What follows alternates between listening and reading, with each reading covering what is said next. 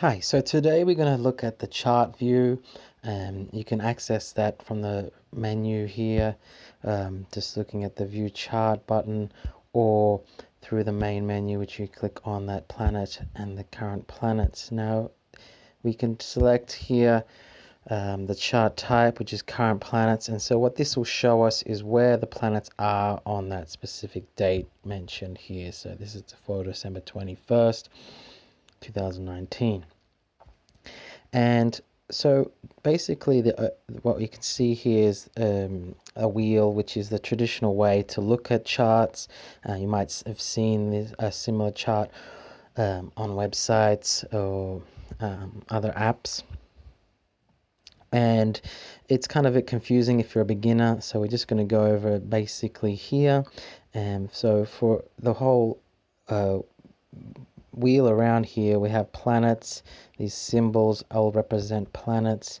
If we don't know what they are, we can move down towards the list here, which shows us here is the sun, and the symbol for it, and the symbol here is the Sagittarius, which is mentioned here. Likewise, here is moon and is Scorpio symbol there. And if we come up here, we can see that right there, Scorpio, and the moon is in 7 degrees. If we want to know more about what those planets represent in general, we can click on those planets down here, and that will come up with the description of what the moon in general can represent. Also, we can click on the sign symbols. You can see Scorpio here. The ruler is Pluto. The element is water, hence why it's blue. If you have watched the Astrometric Colors video, you'll know that we use blue for water. This is some of the traits for Scorpio, and also a description of Scorpio itself. Now, if we want to get even more, we can find out by clicking here on the Scorpio here. It will come up with moon in Scorpio, and it's specifically what moon in Scorpio represents. And so that gives us even more of a specific description of that particular planet. Now, all these planets here are lined up in certain areas. We can see the kind of distribution here between elements, red, fire, blue. So we've got a bit of blue, a lot of green, mostly in Capricorn. You can see here Saturn Capricorn, Jupiter Capricorn, and the Jupiter-Saturn conjunction will be happening in January, which is a big event. And also here you'll notice these lines between planets. They represent the aspects, certain specific degrees, which help understand where certain energies are. And they're very important, I find.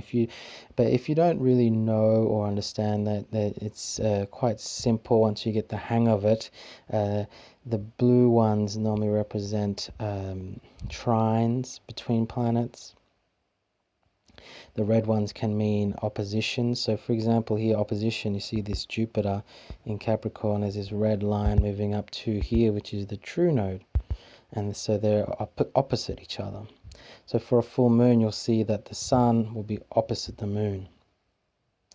Also, you'll see, and if you want to have a more closer look here at the aspects, this aspect table helps us understand that a bit better. See here we have this sun conjunction to Jupiter. If we click on Jupiter or click on the conjunction, we see Jupiter conjunct sun. And if we look here, that they are 29 and 4, which is a conjunction. They are close together. So that's a brief understanding of current planets. Now if we switch to chart type to birth, this will show us the actual birth chart for this person. It gets a bit more complicated here because we have this 2 circles. We have one on the inside with planets and also one on the outside. Now the one on the inside represents the birth planets are, or were at the time of birth. So they're obviously going to be completely different places. You have the Sun in Gemini, Moon and Venus in Cancer. We can see they're conjuncting there, 18 and 18. So if we move down here, we should see there that there's this Moon and Venus conjunction. So that gives us an idea of the planetary energies for that specific person. And if you want to see the report, you can just click down here to see report, and that will show us more of a textual representation that you might be more familiar with using with Astromatrix. Again, you can come back to the positions. It will show the planets. You can see here there's a lot more air, Sun in Gemini, and various others. We'll move into the houses in a later video, but basically you can see these numbers here, 1 2 3 4 5. That's the house.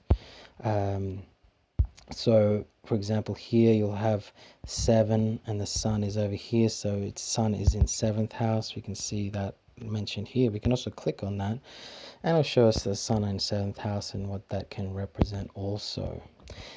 So finally in this video we'll look at transits. Now transits are like the horoscopes, and this you can see that the planets didn't actually shift here because they are still all in the same place, and these are all in the same place. These outer planets show us where the planets are now. So basically it's the current planet chart. We can see the Jupiter, the Sun, Saturn all in Capricorn, but now it's showing the aspects between those outer planets and your planets, which is how we calculate the horoscope.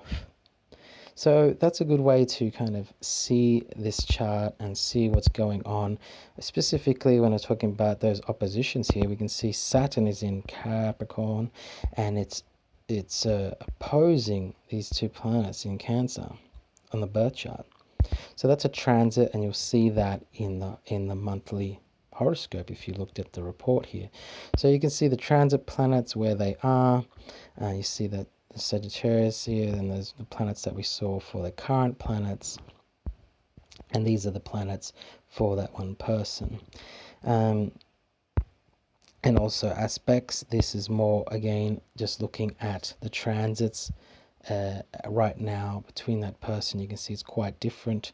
There's a lot of conflict here, a lot of red, a lot of oppositions, which you can see here. Again, if you don't really know these symbols, you can click on them even here in this section, specifically say let's look at opposition. We can see, okay, this is the opposition symbol, and we can also see what the specifics around oppositions are, just in general. And so finally we'll look at these other chart types in a future video, but just briefly I'll just take a look at this lunar return, and just notice here that it comes up with a date January 10th 2020, which is ahead of time from what we were looking at initially. So basically what it's doing is it's finding out when the moon is going to come back to where the moon is in that person's chart. So if we look here, we see that the moon has come back to 18 degrees, so they are aligned.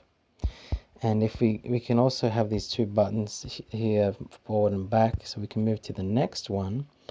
And because the moon takes around 28 days to go right around, it should be about a month ahead. So this is February 6, 2020. And if we look down at, it's up here at the moment, again is in Cancer, and it's conjuncting that moon there. So that's about it for this video, and we'll look at True Node and Saturn in more depth in the next video. Thank you.